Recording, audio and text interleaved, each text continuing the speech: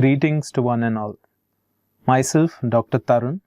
Today's class is going to be on the examination of peripheral nerves. When coming to the examination of peripheral nerves, there are a few objectives. The first, to learn how to present a case of peripheral nerve in a systematic but a smart manner. So what does a smart manner mean? The smart manner means first to know what the examiner expects. In order to know what the examiner expects, it's also important for you to know a few basics of the anatomy of the nerve. It might be from starting of where the nerve arises from, to where the nerve continues, and to what muscles that it supplies, and the course or the joints that it's going to cross. So this gives you a basic outlook on where the nerve is going to progress. Next, to know the clinical presentation. How often a patient, when they present to us with a peripheral nerve injury, and what are the complaints that they tell us. The other important things are the steps in how you evaluate in order to get the right diagnosis when the patient arrives to you. So there's always a confusion on how to elicit a good history, and I think this presentation is going to take care of that.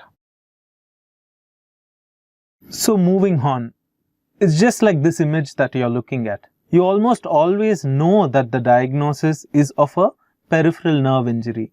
So you needn't have to hide, you needn't have to stop yourself from saying that you already know that this is a patient with this peripheral nerve injury, with this nerve being affected in this region, and most probably it might be due to this cause. But where does it arise, or where do you need to look is you need to know how did you arrive at this diagnosis.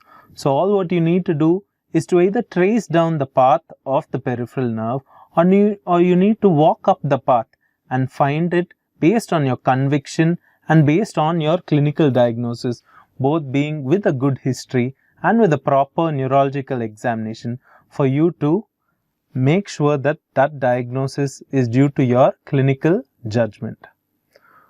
So coming to what the examiners want.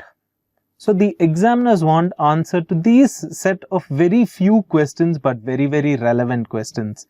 So the first thing that they want to know is which nerve is involved, or which are all the nerves that is involved.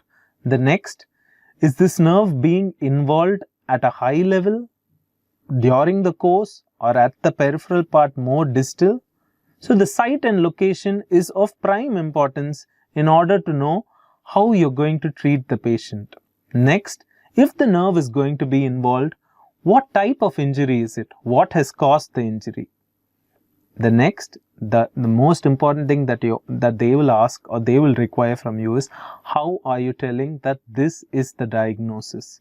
So how did you arrive at this? The next, what are the associated complications? And the further management plan.